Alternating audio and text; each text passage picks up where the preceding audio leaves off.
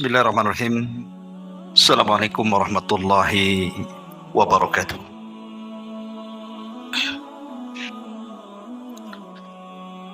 Alhamdulillah wassalatu wassalamu ala rasulillah wa ala alihi wa sahbihi wa mawalah wa la hawla wa la quwata illa billahi wa ba'du. Alhamdulillah, segala puja dan puji hanya milik Allah subhanahu wa ta'ala. Salawat dan salam kita hadiahkan kepada Rasul kita Nabi besar Muhammad sallallahu alaihi wa ala alihi wasallam.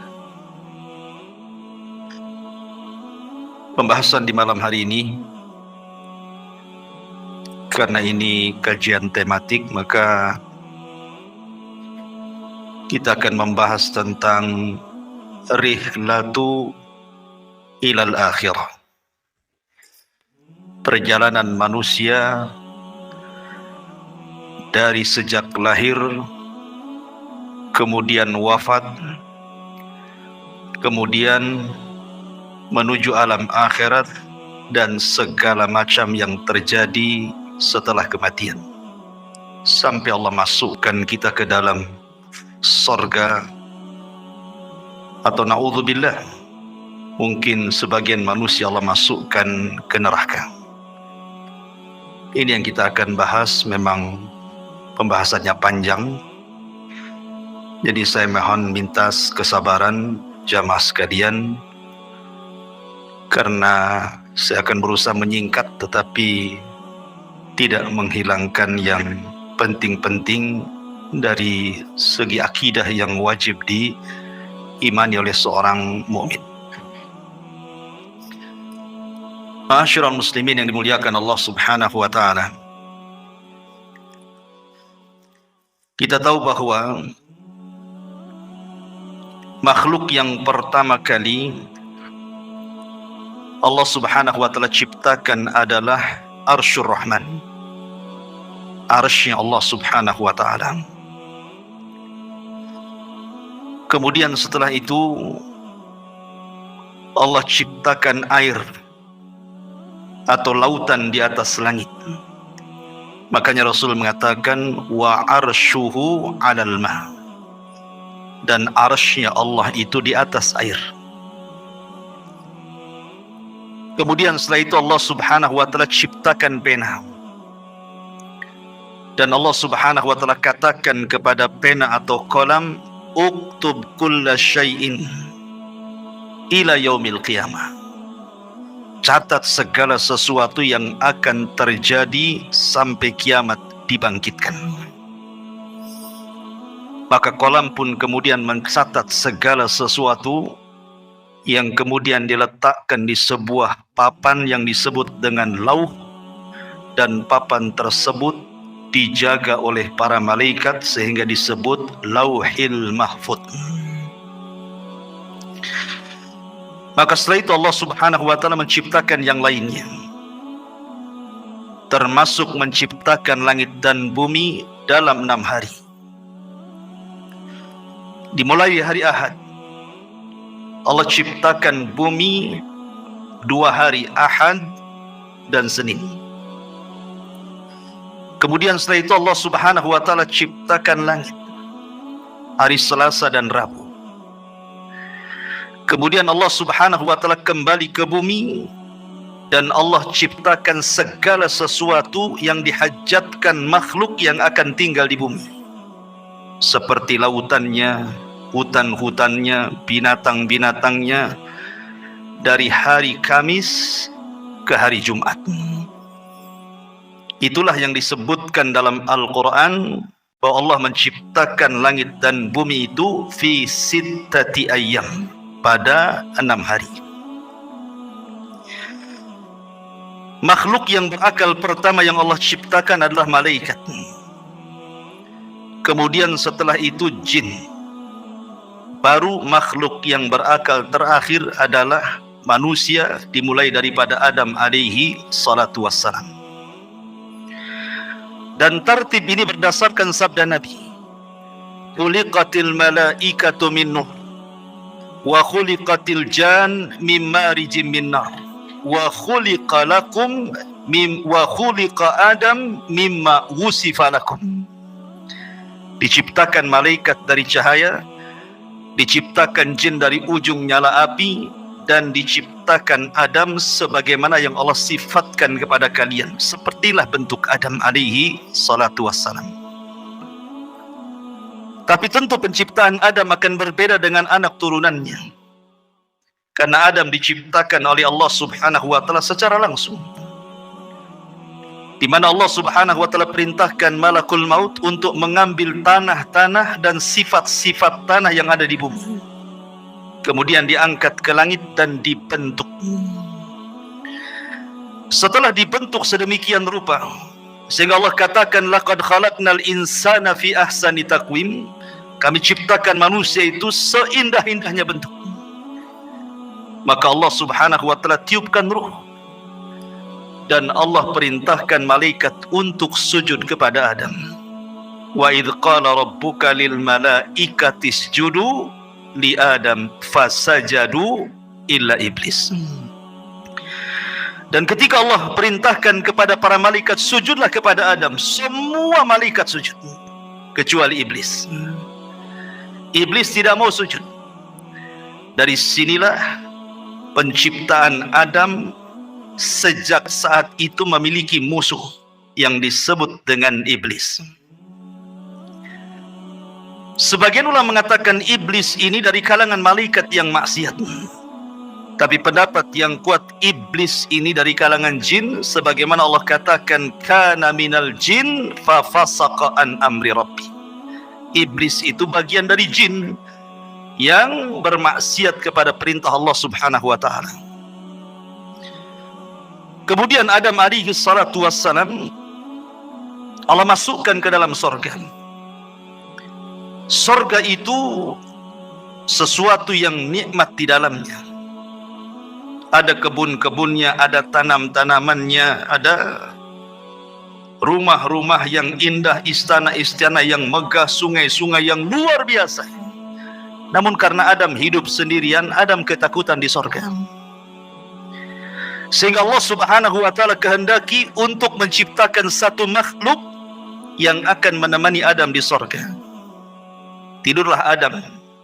Tiba-tiba Allah ambil tulang rusuk yang paling atas, yang dekat jantung, yang paling bengkok sebelah atas, kemudian diciptakan Hawa dari tulang itu. Makanya Rasul mengatakan khuliqatil mar'atu min dila'in. Manusia, wanita itu diciptakan dari tulang rusuk yang paling atas, yang paling bengkok, yang dekat dengan jantung. Tiba-tiba Adam bangun, rupanya di sampingnya ada Hawa. Adam kaget dan mengatakan, man anti, siapa anda? Maka wanita ini mengatakan, ana Hawa. Hawa itu oksigen artinya. Kenapa disebut Hawa? Karena dicipta dari benda yang hidup. Adam itu makhluk yang hidup. Hawa tercipta dari Adam, maka disebut Hawa. Kemudian Adam mengatakan, untuk apa engkau ciptakan? Untuk apa Allah ciptakan dirimu? Hawa mengatakan, untuk menjadikan ketenangan bagimu.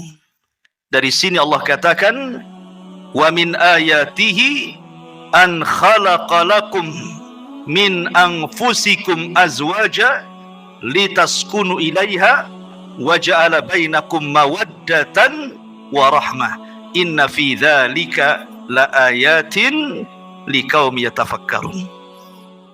Kalau dengar ayat ini rasanya ingat waktu kawin. Dan ini ayat yang biasa dibaca orang kalau menikah ya. Khutbah nikahnya mesti baca ayat ini. Wa min ayati, dan dari tanda-tanda kebesaran Allah, an khalaqa lakum, Allah menciptakan kalian. Min, dari ciptaan ini Allah ciptakan yang lainnya azwaja, menjadi berpasang-pasangan. Untuk apa pasangan diciptakan? Litaskunu ilaiha, supaya memberikan ketenangan. di mana suami tenang dengan istrinya, istri tenang dengan suaminya. Makanya orang yang tidak pernah menikah nggak akan tenang. Tenang-tenangnya pun tidak akan tenang dia. Gimana? Masak-masak sendiri kan itu. Nyuci-nyuci sendiri, gimana bisa tenang? Ya. Nggak akan tenang. Dan ketenangan itu mukjizat dari Allah Subhanahu wa Ta'ala. Dengan ketenangan itu lahirlah mawaddatan warahmah.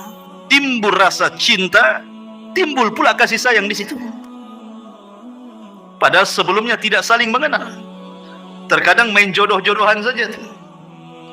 Tapi dari sini Allah ciptakan Hawa untuk Adam supaya Adam tenang di sorga. Tapi dengan hikmah Allah Subhanahu wa Ta'ala yang Allah kehendaki, yang sudah dicatat di Lauhil Mahfuz, Adam pun harus melakukan satu maksiat di sorga. Ketika Allah Subhanahu wa Ta'ala katakan, "Wala taqraba hadhihi syajarah," jangan dekat-dekat pohon ini. Dekat saja tidak boleh, apalagi makan. Begitu bahasa Quran. Seperti Allah mengatakan, "Wala taqrabu zina." Dekat zina saja tidak boleh, apalagi berzina. Karena kalau sudah mendekat pasti melihat. Kalau sudah melihat penasaran. Kalau penasaran ingin pula mencicipi. Akhirnya kemudian memakannya. Ada kisah Israiliyat. Ini kisah Israiliyatnya. Kisah Israiliyat itu tidak mengapa dikisahkan, tapi jangan didustakan, jangan dibenarkan. Makanya Rasul mengatakan, hadithu an Bani Israel wala haraj. Tidak mengapa kisahkan Bani Israel kalau itu tidak bertentangan dengan syariat Islam. Adam itu tidak memakan buah sampai habis, tidak. Dia hanya nyicipi sedikit saja. Ketika kemudian sampai di tenggorokan, Adam ingat. Maka keselaklah Adam. Makanya setiap laki-laki pasti ada hulkumnya di sini. Ada yang benjolan di sini kan? Ya, itu karena Adam keselak katanya. Keselak buah itu di sini, buah khuldi. Adapun Hawa habis pula dia. Beda pula laki-laki dengan perempuan. Biasanya perempuan agak rakus ya. Habis dia. Dengan sebab itulah maka Allah Subhanahu wa Ta'ala uji Hawa dengan keluar darah haid. Dari situlah maka keturunannya para wanita pasti setiap bulan akan keluar darah haid. Ini kisah Israiliyat. Maka kemudian Allah Subhanahu wa Ta'ala murka. Kemudian Allah Subhanahu wa Ta'ala usir Adam, Hawa dan iblis. Dan Allah katakan, "Qulna hbitu minha jami'an." Keluar kalian semua dari sorga. Hei Adam, hei Hawa, hei iblis, keluar. Fa imma ya'tiyannakum minni hudan fala khaufun 'alaihim walahum yahzanun. Kelak setelah kalian bertiga di bumi, kami akan turunkan petunjukku. Maka siapa yang mengikuti petunjukku tidak akan merasa takut dan tidak akan bersedih hati. Dalam ayat yang lain, fala yadhillu wala yashqa. Tidak akan tersesat dan tidak mungkin celaka. Dengan takdir Allah, iblis diturunkan di lautan, Adam diturunkan di Sri Lanka, dan Hawa diturunkan di Jeddah. Maka iblis membuat istananya di atas air. Kemudian Adam harus berjalan entah berantah kemana.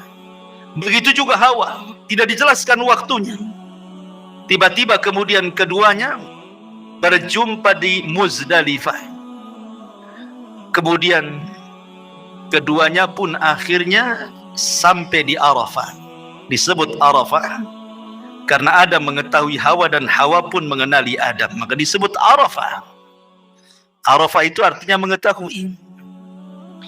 Maka dari situlah Allah ajarkan satu kalimat. Kalimat yang siapapun membacanya gugur semua dosanya. Apa kalimatnya?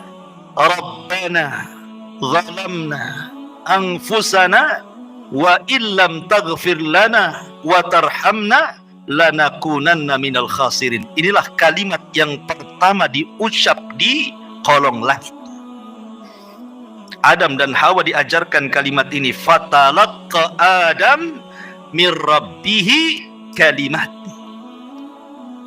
Rabbana zalamna anfusana ya Rabb, kami telah menzalimi diri-diri kami. Kalau engkau tidak merahmati dan tidak mengampuni dosa kami, tentu kami termasuk orang-orang yang merugi. Maka Adam dan Hawa pun Allah ampuni dosa-dosanya, kemudian keduanya diizinkan untuk masuk ke haram. Maka Adam pun menetap di tempat yang di situ dibangun Ka'bah hari ini. Itulah tempat pertama di bumi Allah diibadahi oleh manusia. Disitulah Adam beribadah bersama Hawa. Kemudian Allah Subhanahu wa ta'ala takdirkan Adam berhubungan dengan Hawa. Dari sini anak turunan Adam penciptaannya berbeda. Sebagaimana hadis Abdullah ibn Mas'ud radhiyallahu anhu, ketika Allah Subhanahu wa ta'ala menciptakan manusia, pertama kali Allah pertemukan air sperma, kemudian masuk ke rahim perempuan, maka 40 hari menjadi segumpal nutfah sperma. Kemudian 40 hari berikutnya menjadi segumpal darah. Kemudian 4 hari berikutnya menjadi segumpal daging. Kemudian terangkailah badan manusia. Artinya kalau sudah 4 bulan sudah berbentuk tuh. Mana kepalanya, mana tangannya, mana badannya, mana kakinya, di USG pun tahu kelaminnya sekarang. Disitulah Allah tiupkan ruh lewat para malaikat, dan Allah perintahkan malaikat itu tiupkan ruh kepada janin itu.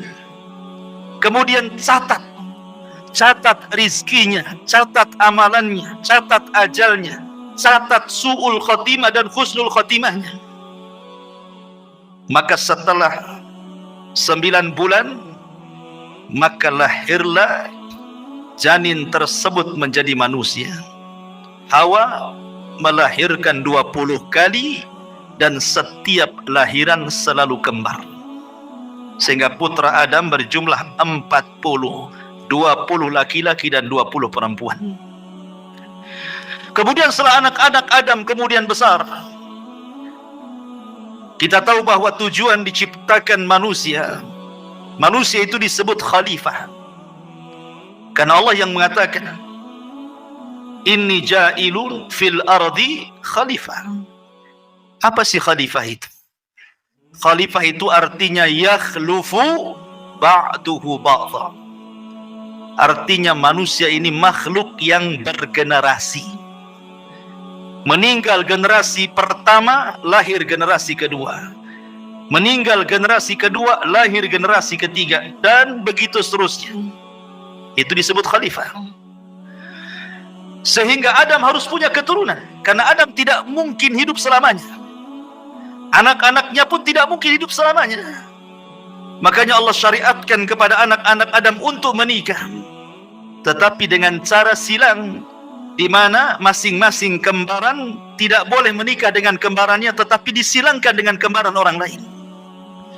Maka anak terbesar Qabil dan adiknya Habil diperintah untuk menyilang. Tiba-tiba Qabil terfitnah oleh iblis. Iblis datang kepada Qabil, mewaswasi Qabil, karena selama ini iblis berusaha untuk menggoda Adam dan Hawa. Adam dan Hawa sudah kapok, tidak mungkin digoda lagi. Cukuplah godaan terjadi di sorga, sehingga iblis tidak bisa menggoda Adam dan Hawa. Akhirnya yang digoda adalah anak turunannya. Datang kepada Qabil dan mengatakan, jangan mau. Itu kembarannya si Habil itu jelek, kembaranmu cantik. Ngapain kau dapat jelek? Bagus dapat yang cantik. Dari sini kita tahu tabiat laki-laki itu suka yang cantik. Kalau perempuan, ganteng itu bonus, yang penting kaya. Ya kan, cukup gitu ya. Kalau perempuan, kalau laki-laki yang penting cantik walaupun kere. Akhirnya kemudian Qabil menolak, seolah-olah ini putusan bapaknya, bukan putusan Allah.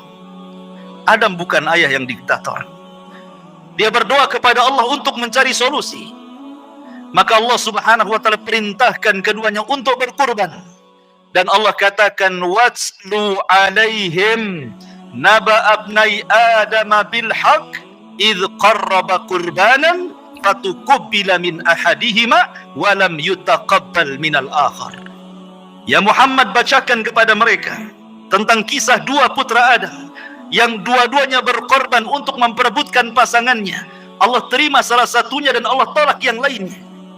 Yang ditolak korbannya adalah Qabil, yang diterima korbannya adalah Habil. Qabil marah dan mengatakan, la aqtulannak, saya akan bunuh kamu. Karena Habil mewarisi sifat Adam. Dia mengatakan, la imbasatta yadaka litaqtulani ma ana bibasiti yadiya ilaika liaqtulaka inni akhafullah. Kalau engkau hendak membunuhku silakan, tapi aku tidak akan membunuhmu karena aku takut kepada Allah Subhanahu wa taala. Betul, Qabil berhasil membunuh Habil. Inilah pembunuhan pertama yang disebabkan hasad pertama di alam semesta. Meninggal Habil. Qabil bingung bagaimana cara penyelenggaraan jenazah. Karena kan belum pernah ada orang mati saat itu. Baru Habil orang yang pertama kali mati. Mau diapakan jasad ini? Akhirnya kemudian Qabil melihat ada burung gagak yang sedang berkelahi dengan temannya. Kemudian dibunuh salah satunya. Kemudian dengan tangannya dikorek-koreklah tanah itu. Kemudian dimasukkan kawan yang dibunuhnya. Kemudian dipendam lagi. Kata Qabil, duhai kiranya aku bisa mengambil pelajaran dari gagak itu. Akhirnya dia pun menguburkan abangnya Habil seperti menguburkan burung gagak yang membunuh temannya. Singkat cerita, Adam pun sedih, maka Qabil pun mengambil kembarannya kemudian berpisah dari kelompok Adam. Adam di atas perbukitan, Qabil pun membawa pasangannya ke lembah yang ada di bawah. Terjadilah dua kelompok, kelompok atas perbukit dan kelompok bawah di lembah. Maka kemudian Adam pun meninggal, Hawa pun meninggal. Maka wasiat-wasiat Adam terus akhirnya ditanamkan di anak didiknya sampai kepada Allah angkat Nabi kedua setelah Adam, namanya Syith. Syith inilah yang menjaga kabilah Adam. Sementara tidak diutus Nabi kepada kabilah Qabil. Rusaklah Qabil dan semua anak cucunya. Dari sini terjadi antara hak dan yang batil sudah ada. Tapi ingat, belum terjadi kesyirikan di zaman itu. Mereka masih menyembah Allah. Cuman rusak moralnya saja. Qabil dan turunannya moralnya rusak. Tapi Syith dan kaumnya masih mengikuti wasiat Adam. Apalagi Syith diberikan suhuf oleh Allah Subhanahu wa taala untuk membimbing umatnya. Singkat cerita, akhirnya Syith meninggal dunia. Kemudian diutus Idris kepada mereka, Nabi setelah Syith. Maka Idris terus berusaha untuk mendakwahi kaumnya dan kaum anak turunan Qabil. Sampai akhirnya era Nuh alaihi salatu wassalam. Kemudian terjadi bandang banjir yang luar biasa, azab sebagai kaum Nuh. Akhirnya tidak ada yang hidup kecuali perahu Nabi Nuh. Lah Nuh itu punya 3 putra. Namanya Syam, Ham dan Yafis. Setelah kapal Nuh kemudian bersandar di bukit Judi Irak. Kemudian 3 putra Nuh ini menyebar ke seantero dunia. Syam melahirkan keturunan Arab. Ham melahirkan orang-orang yang berkulit hitam. Kemudian Yafis ke daratan Afrika, ke daratan Asia, lahirlah kita-kita ini, turunan Yafis. Maka menyebarlah manusia kemana-mana. Kemudian diutus para nabi. 120.000 nabi diutus oleh Allah Subhanahu wa taala. 315 rasul Allah utus ke permukaan bumi. Walaupun Al-Quran hanya mencatat 25 nabi dan rasul, 18 nama diantaranya tercantum dalam satu surat, suratul An'am, dan lebihnya tersebar di beberapa ayat, di beberapa surat dalam Al-Quran, sehingga genap menjadi 25 nabi dan rasul. Itu yang kita kenal. yang tidak kita kenal banyak, ribuan nabi-nabi yang diutus kepada Bani Israel, sampai ditutup dengan kerasulan Nabi kita Nabi Muhammad sallallahu alaihi wa ala alihi wasallam. Ma'asyiral muslimin yang dimuliakan Allah Subhanahu wa taala, ketika kemudian Nabi sallallahu alaihi wasallam diutus, artinya sudah tidak ada nabi lagi, tidak ada rasul lagi, karena dialah penutup para nabi dan rasul. Di sini kita baru pahami ayat Al-Quran yang pertama kali saya baca tadi, fa imma ya'tiyannakum minni hudan fala khaufun alaihim walahum yahzanun. Siapapun yang mengikuti petunjukku, kata Allah, dia tidak mungkin takut dan tidak mungkin bersedih. Apa mana petunjuk di sini? Mana petunjuk di sini? Allah akan turunkan para nabi, Allah akan turunkan kitab-kitab langit. Kitab langit itu jumlahnya 104. Yang 4 ma'ruf di sana ada Taurat, ada Zabur, ada Injil, ada Quran, dan yang 100 tidak ma'ruf. Allah hanya menyebut dengan kalimat suhuf, sehingga Allah mengatakan di dalam suratul A'la, inna hadza la fi suhufil ula suhufi Ibrahim wa Musa. Maka siapapun yang mengikuti petunjuk tidak mungkin tersesat, tidak mungkin celaka di zamannya. Ketika Allah turunkan kitab Taurat, kemudian diberikan kepada Musa, itulah petunjuk Allah. Maka di zaman itu siapa yang mengikuti Musa dan Taurat tidak mungkin sesat, tidak mungkin celaka. Kemudian datang era Zabur dan Daud. Maka siapapun yang mengikuti Zabur dan juga Daud di zamannya, maka mereka tidak mungkin sesat dan celaka. Kemudian datang era Injil dan Isa. Maka siapapun yang mengikuti Injil dan Isa di zamannya tidak mungkin sesat dan celaka. Kemudian yang terakhir Allah turunkan Al-Quran, dan Allah utus Nabi kita Muhammad sallallahu alaihi wasallam. Maka siapapun yang mengikuti Nabi sallallahu alaihi wasallam dan Al-Quran, fala yadhillu wa la yasqa, tidak mungkin sesat dan celaka. Tetapi setiap para nabi diutus kepada kaumnya, hanya nabi kita diutus kepada seluruh manusia, jinnya dan manusianya. Wa ma khalaqtul jinna wal insa illa liya'budun. Ma'asyiral muslimin yang dimuliakan Allah Subhanahu wa taala, kondisi manusia, Allah Subhanahu wa taala berfirman dalam Al-Qur'an, inna sya'yakum lasyatta, inna sa'yakum lasyatta, fa amma man a'ta wattaqa wa saddaqa bil husna fasanuyassiruhu lil yusra, wa amma man bakhila wastagna wa kadzdzaba bil husna fasanuyassiruhu lil usra. Kehidupan manusia akan berbeda-beda karena Allah mengatakan inna sa'yakum lasyatta, usaha kalian itu berbeda-beda. Ada yang dalam hidupnya manusia ini betul-betul di atas ketaatan, tidak pernah maksiat kepada Allah. Dia melaksanakan perintah Allah dan menjauhi larangan.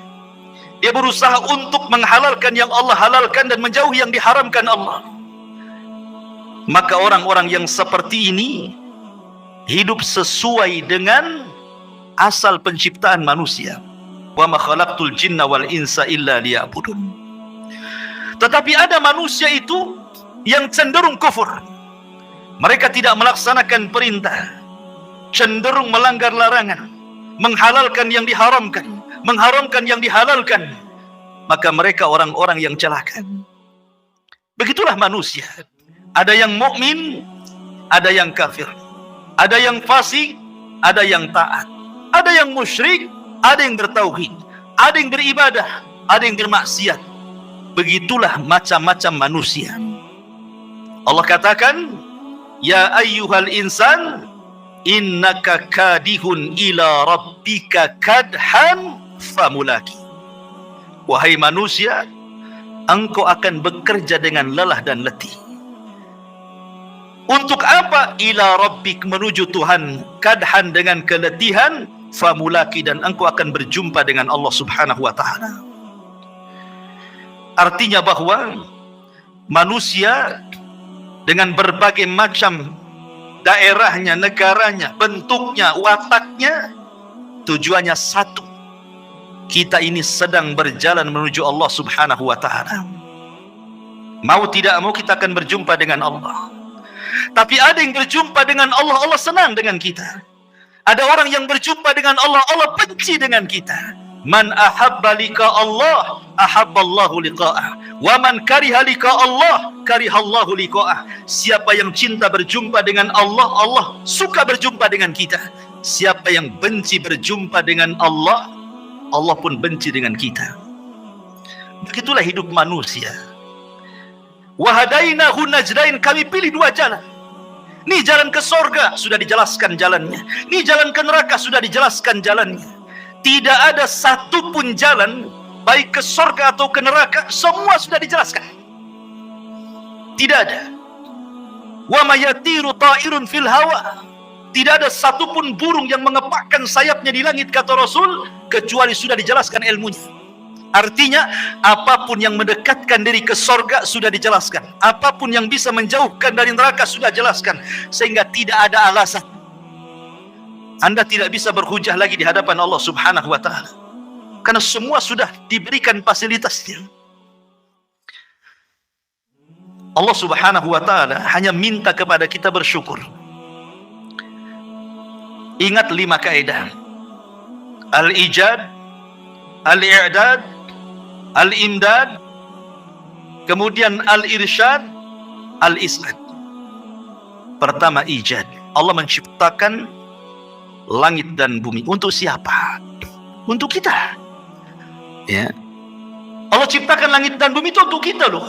Lihat matahari di langit. Untuk siapa? Untuk kita. Kalau nggak ada matahari, ibu-ibu nggak bisa jemur pakaian. Kan itu. Mungkin kalau nggak ada matahari, PLN sibuk tuh. Karena harus menerangi bumi 24 jam. Mungkin antum tiap bulan mungkin gerutu-gerutu. Mahal kali listrik ini. Padahal sekarang listrik cuma setengah hari saja kan. Malam saja. Itu saja kalau naik udah demo tuh. Gimana kalau nggak ada matahari? Iya kan? Bulan.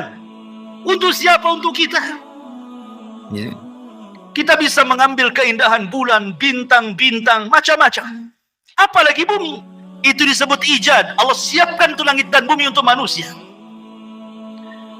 Kemudian yang kedua, al-i'dad. Setelah Allah ciptakan, Allah persiapkan fasilitasnya. Allah ciptakan lautan dengan berbagai macam jenis ikan-ikannya. Entah berapa jumlah ikan kita tidak tahu, dengan berbagai macam warnanya. Siapa yang ngecat ikan satu-satu? Sudah terwarnai semuanya kan?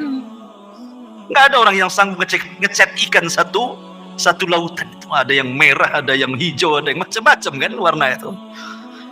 Kalau bukan karena Allah. Allah ciptakan hutan dan berbagai macam tumbuh-tumbuhan dan buah-buahannya. Allah ciptakan kebun sawah dan Allah ciptakan berbagai macam biji-bijiannya. Allah ciptakan semuanya. Allah persiapkan fasilitasnya. Kemudian yang ketiga, al-imdad. Allah perbanyak. Satu pohon mangga, buahnya mungkin ada 100-200 mangga. Dari 300 atau 400 mangga yang di satu pohon itu kan semua ada bijinya tuh. Kalau seandainya dari 100 buah mangga di satu pokok mangga ini, bijinya ditanam semuanya, dari satu tumbuh 200. Ya kan? Bahkan ada satu buah itu bijinya ratusan tuh. Seperti buah apa tuh? Yang ratusan itu. Delima kan coba. Satu pohon delima nih, buahnya kan banyak. Ini satu buah saja kalau tertanam semua bijinya, tumbuh macam-macam delima. Itu artinya Allah tidak putus pohon sampai di situ. Ada generasi pohon yang jauh lebih banyak lagi dari turunannya. Itu namanya al-imdad. Allah tidak akan putus nikmat. Ikan, satu ikan lahir anaknya ratusan ikan. Dari ratusan ikan lahir lagi ribuan ikan. Nggak akan terputus. Itu namanya imdad. Allah tidak akan memutus nikmat. Kemudian setelah itu yang keempat, al-irsyad. Allah arahkan manusia, mana ikan yang bisa dimakan, mana yang tidak. Mana buah yang bisa dimakan, mana yang tidak. Mana daun-daunan yang bisa dilalap, mana yang tidak.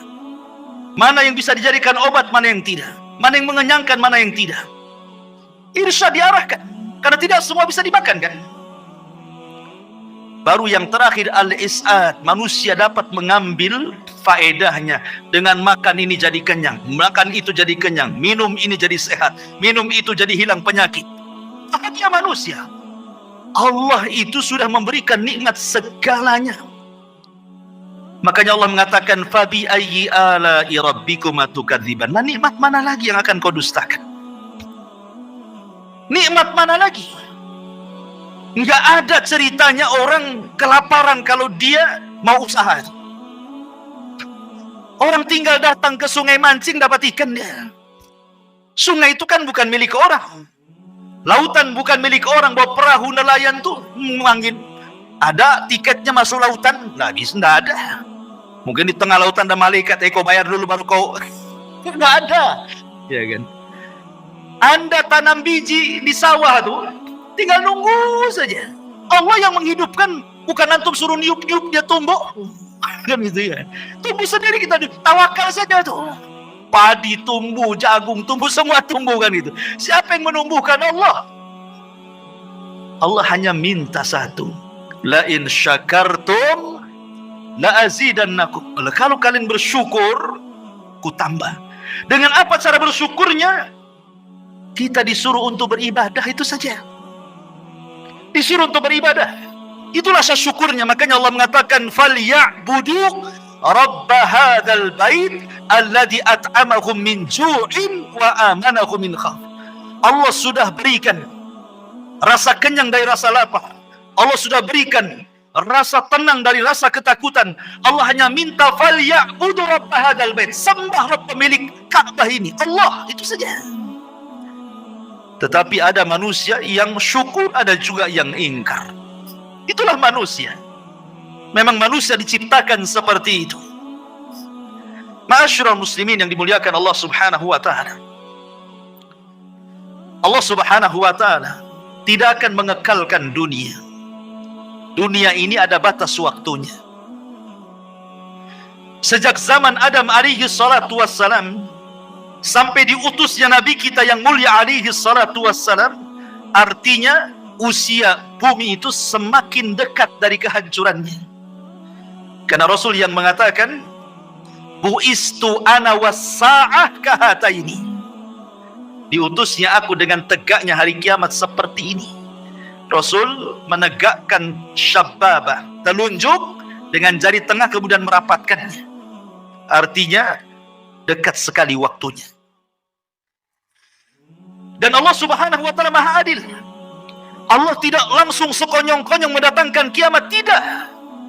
Allah tidak mendatangkan kiamat langsung tiba-tiba digempakan satu dunia, tidak. Allah itu adil, rahim kepada hamba-hambanya. Diberikan kesempatan untuk tobat, diberikan kesempatan untuk masuk surga dengan dikirim tanda-tanda kiamat kecil.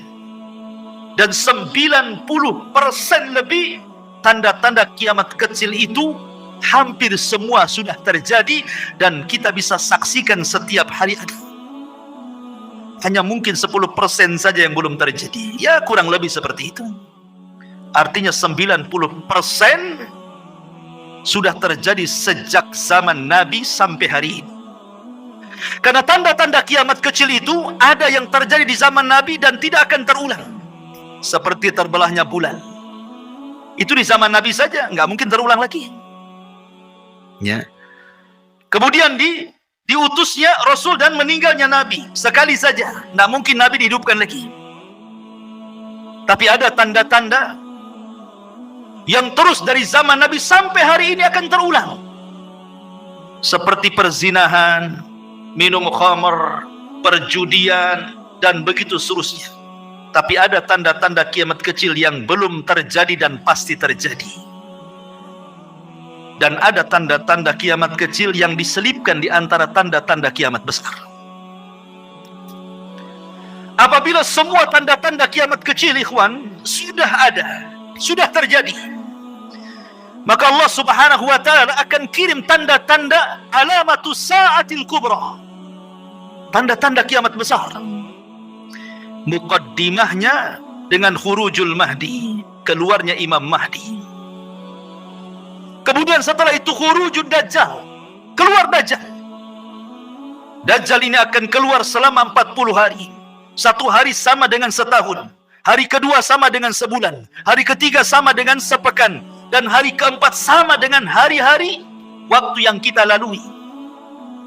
Sampai sahabat bertanya Rasul, yang satu hari bagikan satu tahun, cemana solatnya? Maka Rasul mengatakan, solatlah dengan cara mengira-ngira waktu. Oh, kalau dari asar ke maghrib sekian jam, berarti masuk waktu maghrib. Dari maghrib ke isya, cuma 2 jam, berarti masuk waktu isya. Karena 1 tahun lama, ikhwan. Dan dari sini menunjukkan Dajjal itu bukan hanya masuk ke daerah-daerah yang normal waktunya, tetapi juga masuk ke daerah-daerah kutub yang terkadang satu harinya lama sekali. Artinya tidak ada satu tempat kecuali diinjak Dajjal, kecuali Mekah dan Madinah. Kemudian Isa bin Maryam turun, diapit dengan 2 malaikat di menara putih sebelah timur Damaskus. Kemudian akan bergabung dengan tentara Al-Mahdi di Bukit Tur dan memerangi Dajjal. Dan Isa berhasil membunuh Dajjal, mematahkan salib, membunuh babi, dan berhukum dengan hukum keadilan. Banyak orang masuk Islam sebelum wafatnya Isa bin Maryam. Kemudian setelah fitnah Dajjal hilang, datang fitnah yang ketiga. Tanda-tanda kiamat besar. Khuruju Ya'juj wa Ma'juj. Keluar Ya'juj dan juga Ma'juj. 2 kabilah besar, turunan Yafis ibn Nuh, yang dahulu pernah dibenteng oleh Dzulqarnain. Tiba-tiba kemudian gerbangnya pecah. Mereka pun keluar min kulli hadabin yansilun, bagaikan bah air yang terjun dari ketinggian, saking banyaknya. Sehingga ketika rombongan yang pertama keluar melintasi danau Tiberias, mereka pun minum dari danau itu. Kemudian rombongan yang terakhir bingung karena airnya habis diminum Ya'juj wa Ma'juj. Kata yang terakhir, tadi barusan ada air, kemana air itu? Maka Ya'juj dan Ma'juj, setiap yang melewati hijau pasti akan kering, yang basah pasti kering. Fitnahnya luar biasa. Dia akan membunuh ras di luar kelompoknya. Dan jumlah mereka satu dari kita 999 dari mereka. Makanya Rasul mengatakan, kau tidak bisa menghadapinya. Maka Allah mengatakan, ya Isa, selamatkan orang-orang yang selamat, sembunyi di Bukit Tur, karena engkau tidak bisa memeranginya. Akhirnya kemudian Ya'juj wa Ma'juj merusak di permukaan bumi, membunuh orang di luarasnya. Akhirnya dia sombong, kemudian mengatakan, qatalna man fil ardi sanaqtuluhu man fis sama, katanya. Aku sudah bunuh semua orang yang ada di bumi, sekarang yang di langit ku bunuh, katanya. Saking sombong. Akhirnya panahnya diarahkan ke langit, tombaknya diarahkan ke langit. Maka Allah mengatakan, wa makaru makran wa makarna makran wallahu khairul makirin. Mereka hendak membuat makar, Allah juga punya makar, dan sebaik-baik makarlah makar Allah. Allah sengaja panah itu disedot sampai ke awan, dibalikkan dengan ujung-ujungnya ada darah, seolah-olah mereka sudah membunuh makhluk yang di langit. Makin sombong mereka. Dan mereka mengatakan, sudah tidak ada makhluk kecuali sudah kubunuh semua, kata Ya'juj dan Ma'juj. Maka Isa berdoa agar Allah membinasakan mereka. Dikirimlah naghaf, ulat-ulat kecil, kemudian menggigit tengkuknya, satu mati, semua mati. Tidak ada sejengkal di bumi kecuali ada bangkainya. Bagaimana cara membersihkannya? Isa berdoa agar Allah membersihkan bangkai Ya'juj dan Ma'juj. Dikirimnya burung-burung sebesar unta, mengambil bangkai itu, entah dibuang, entah berantah ke laut mana. Akhirnya bumi bersih, kemudian Allah hujani sehingga bumi semakin bersih, dan Allah berikan keberkahan bumi sebagaimana awal penciptaan bumi sampai buah delima. Saking besarnya, orang bisa masuk 10 bahkan 20 orang ke cangkangnya. Segede apa tuh delimanya? Berarti kalau makan durian, gede kali durian tuh. Ya kan? Satu buah durian 20 orang udah kenyang. Ke kulitnya aja masuk orang tuh. Allah berkahi itu. Kemudian Isa pun diwafatkan. Maka berlalulah 3 tanda kiamat besar. Khurujud Dajjal, nuzulu Isa, khuruju Ya'juj wa Ma'juj. Kemudian datang tanda-tanda alamat besar. Apa itu? Keluar dukhan, asap yang tebal dari langit, yang tidak jadi pada Ramadan kemarin. Ini dukhan ini alamat tanda kiamat besar. Dan itu tanda-tanda langit, bukan tanda-tanda bumi. Dukhan itu datang dari langit.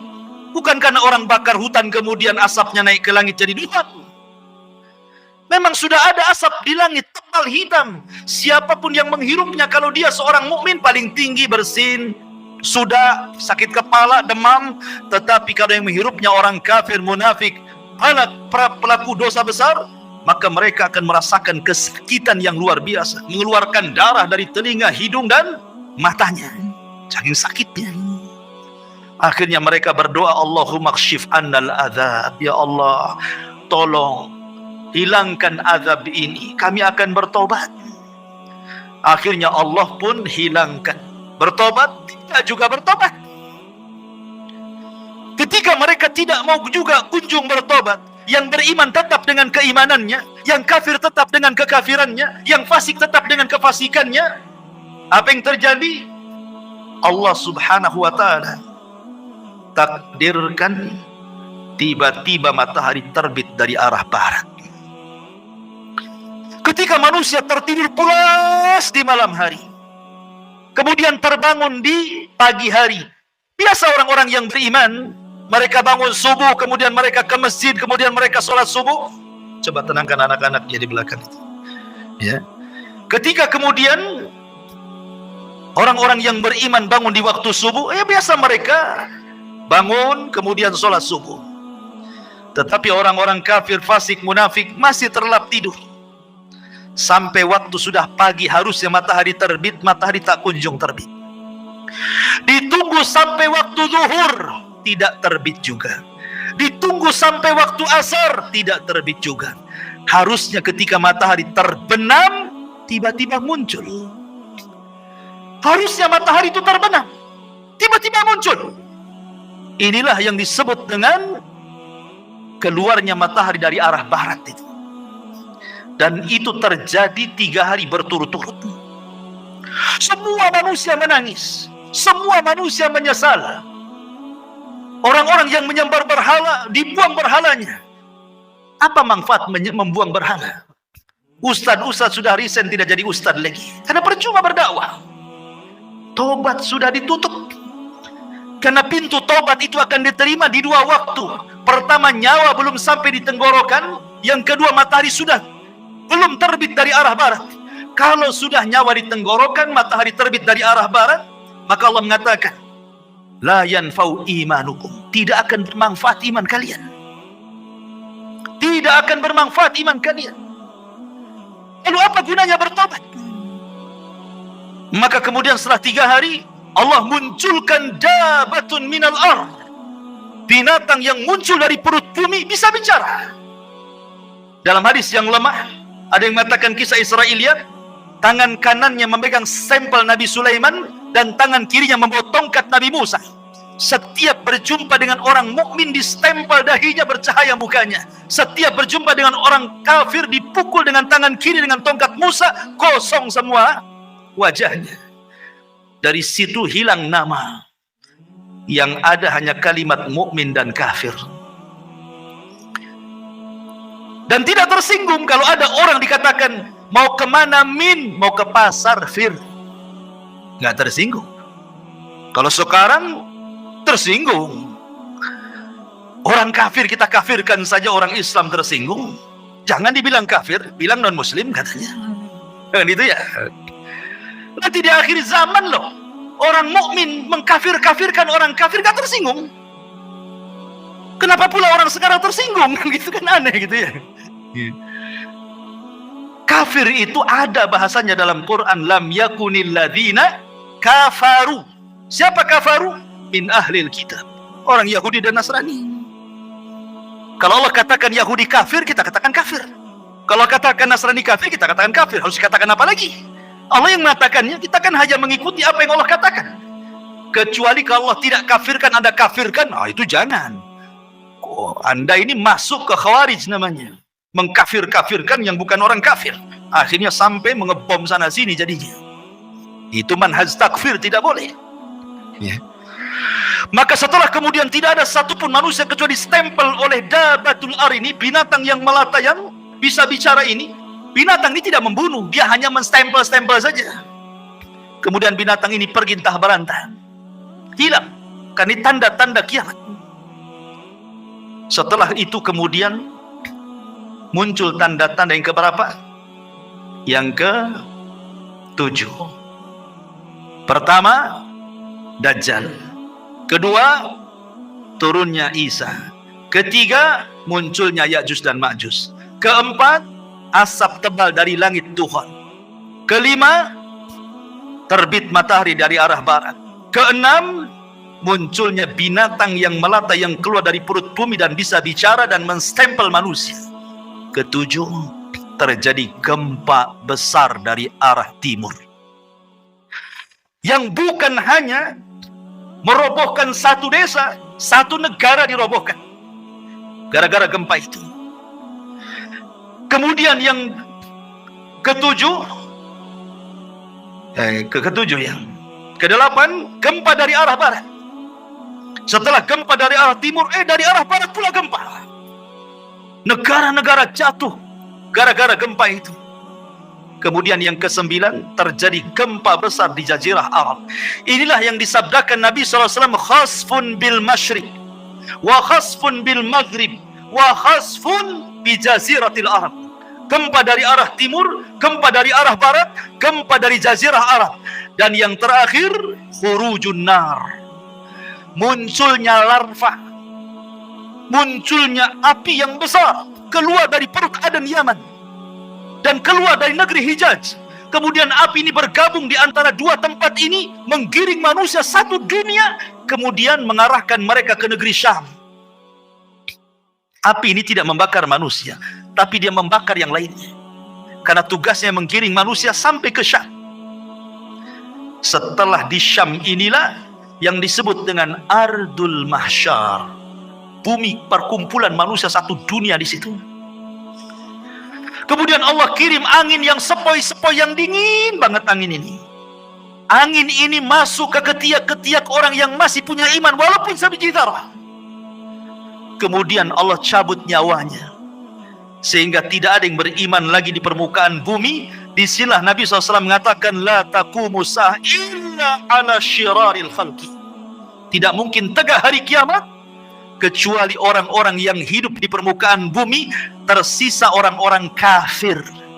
Orang yang beriman tidak akan merasakan kiamat, karena sudah mati semua. Yang merasakan kiamat itu orang kafir. Yang Allah katakan yauma, pada hari ketika yanfukhu nafkhatan, di mana Allah Subhanahu wa taala memerintahkan malaikat Israfil untuk meniupkan sangkakala pertamanya. Apa yang terjadi? Idza zulzilatil ardu zilzalaha. Ketika tiupan itu ditiup oleh Israfil, maka satu bumi akan digempakan. Wa idzal biharu fujjirat, maka semua air lautan ditumpahkan ke daratan. Wa idzan nujumun tasharat, semua bintang-bintang akan dijatuhkan. Dan semua gunung-gunung akan tercabut dari pasaknya, kemudian bergeser dari tempatnya, kemudian diterbangkan seperti kapas. Ka'asfim ma'ful, seperti kapas. Kemudian dibenturkan di langit, kemudian dikembalikan ke bumi, hanya tinggal tanah, debu. Sehingga Allah mengatakan kal ihnil manfush, seperti kapas kalau diletakkan di kipas tuh terbang ke sana-sana. Itulah gunung. Berapa hari penghancuran seperti ini? Lah ketika terjadi kiamat, penghancuran alam semesta, maka Allah Subhanahu wa taala membuka seluruh pintu langit. Wa futihatis sama fakanat abwaba. pintu langit dibuka semua. Semua malaikat keluar dari langit-langit itu. Karena langit akan digulung seperti kita menggulung kertas. Maka ketika betul-betul terjadi kiamat, Allah wafatkan semua para malaikat, Allah wafatkan semua jin, dan Allah wafatkan semua manusia. Tidak ada yang tersisa kecuali yang Allah subhanahu wa ta'ala izinkan untuk tidak dihancurkan pada hari kiamat. Seperti arsy, seperti kursi, seperti lauhil mahfud, seperti roh, seperti tulang ekor manusia. Tidak dihancurkan, tapi semua dihancur-hancurkan. Berapa lama? Hadis Abu Hurairah radhiyallahu anhu mengatakan 40, tanpa menyebut 40 tahun, 40 bulan, 40 hari. Pokoknya 40 lah, kata Abu Hurairah. Ya bisa 40 hari kehancuran alam semesta, bisa 40 bulan, bisa juga 40 tahun. Karena ketika Abu Hurairah ditanya, ya Abu Hurairah, apakah 40 hari? Fa'abaitu, aku enggan menjawabnya. Apakah 40 bulan? Fa'abaitu, aku enggan menjawabnya. Apakah 40 tahun? Fa'abaitu, aku pun enggan menjawabnya. Pokoknya 40 lah kan itu. Itu antara tiupan sangkakala pertama ke tiupan sangkakala kedua. Hancur semua alam semesta ini. Hancur semuanya. Ini yang disebut dengan kiamatul kubra, kiamat besar. Ada kiamat kecil, ada kiamat besar. Kiamat kecil apa? Idza mata ahadukum qamat qiyamatuhu. Kalau salah seorang di antara kalian mati, itulah kiamatnya. Tapi kalau kiamat besar bukan 1-2 orang mati, semua mati. Jinnya mati, malaikatnya mati, manusianya mati, yang meniup sangkakala pun mati, malaikat maut pun mati. Malaikat maut aja ikut mati. Ketika malakul maut datang kepada Allah Azza wa Jalla, Allah mengatakan, man abqait, siapa yang kau sisakan, kau tidak cabut nyawanya? Kata malaikat maut, tinggal Jibril, Mikail, Israfil. Kata Allah, cabut semuanya. Maka Jibril dicabut nyawanya, Israfil dicabut, Mikail dicabut. Kemudian malakul maut datang kepada Allah, siapa lagi yang tersisa? Kata malakul maut, tidak ada ya Rabb illa abdukal fakir, kecuali hambamu yang fakir. Oh kalau gitu mati kamu, katanya. Mati juga dia. Ya. Maka ketika 40, di angka 40 terjadi kehancuran yang luar biasa tuh, sudah tidak ada makhluk yang berakal lagi. Bumi sudah hancur, langit sudah hancur, semua sudah hancur. Apa yang terjadi? Allah subhanahu wa ta'ala berteriak, limanil mulkul yaum, limanil mulkul yaum. Kalian sudah tahu siapa yang berkuasa di alam semesta ini? Tidak ada yang menjawab. Nggak ada malaikat, nggak ada jin, nggak ada manusia, semua mati. Maka Allah jawab sendiri, lillahil wahidil qahar. Alam semesta ini pemiliknya hanya zat yang maha satu, yang maha perkasa, Allahu Azza wa Jalla. Itulah yang difirmankan dalam surah Al-Fatihah, Maliki Yaumiddin. Itu makna Maliki Yaumiddin itu, raja pada hari pembalasan. Maka setelah kemudian Allah subhanahu wa ta'ala atur kembali alam semesta untuk menjadi alam akhirat. Maka bumi yang kita pijak hari ini, Allah katakan yauma tubaddalul ardu ghairal ardh. Pada hari di mana bumi Allah hancurkan, kemudian Allah ganti dengan bumi yang baru. Kata para ulama, bukan bumi ini hilang datang bumi baru, tidak. Bumi yang kita pijak ini pula bumi padang mahsyar, cuman bentuknya dirubah. Yang tadinya bulat kemudian dibentangkan, yang tadinya kifata dilipat kemudian dibentangkan, sehingga bumi yang sekarang kita lihat ada bukit, ada gunung, ada lembah, ada tinggi, ada yang merendah. Nanti ketika Allah hancurkan, Allah ganti dengan bumi yang baru, maka Allah hamparkan sehingga tidak ada yang meninggi, tidak ada yang merendah, tidak ada bukit, tidak ada lembah, semua rata, nggak ada bangunan, nggak ada rumah, nggak ada hutan, nggak ada gunung, nggak ada bukit, rata semuanya. Kenapa Allah ratakan? Wa idal ardu muddat, dan apabila bumi diratakan, supaya makhluk sejak Adam meninggal sampai yang terakhir mati muat di bumi itu. Sekarang bumi itu dalam bentuk bulat kan, lonjong atau bulat. Di bumi ini ada lautnya, di bumi ada hutannya, di bumi ada bukit, ada gunung. Tidak semua tempat dihuni manusia. Kalau seandainya bumi tidak dirubah, kemudian seluruh manusia dibangkitkan sejak Adam sampai yang terakhir mati, tidak akan muat bumi ini. Makanya kemudian dihancurkan, gunungnya diratakan, ditimbun lautnya diratakan, tidak ada lembah, semua rata, sehingga kalau dibangkitkan semua akan muat itu. Itulah padang mahsyar. Allah katakan, wa akhrajatil ardu athqalaha. Allah Subhanahu wa taala bangunkan malaikat Israfil untuk meniupkan sangkakalanya yang kedua. Ketika Israfil kemudian bangkit, kemudian meniupkan sangkakala keduanya, maka terjadilah yaumul ba'tsi wan nusyur, hari di mana manusia dibangkitkan kemudian dikumpulkan. Maka ketika itu Allah katakan, wa akhrajatil ardu athqalaha, kami keluarkan beban-beban bumi. Maksudnya manusia, bangkai-bangkai manusia itu semua terangkai kembali dari mana? Dari tulang ekor. Karena tulang ekor manusia tidak dihancurkan pada hari kiamat. Ketika Allah tiup, memerintahkan Israfil untuk meniup sangkakala yang kedua, dari tulang ekor setiap manusia itulah tercipta manusia kembali. Padahal sudah hancur dengan kiamat kan? Tapi tulang ekor tidak hancur. Karena dari situ Allah kembali ciptakan kita. Kemudian jasad itu dilempar ke permukaan. Bayangkan sejak zaman Adam sampai yang terakhir mati itu, jasad itu bergelimpangan di padang mahsyar. Maka Allah Subhanahu wa taala katakan, wa idzan nufus zuwijat. Apabila ruh dilesatkan dari illiyin kalau ruhnya orang yang beriman, kemudian dilesatkan dari sijin kalau ruhnya orang kafir, kemudian masuk ke jasad-jasad mereka tanpa tertukar jasadnya. Nggak mungkin antum tertukar dengan kawan antum. Salah ini, badan antum di sini kok ruhnya masuk situ? Enggak. Pasti akan pas. Ruh dengan jasad ya itu juga. Ya. Disitulah manusia dibangkitkan. Ketika manusia dibangkitkan, orang-orang kafir ini digambarkan dalam surah Yasin. Ya wailana, hasana, marqadina, katanya. Duhai celaka kami, siapa yang membangunkan kami dari tidur-tidur kami?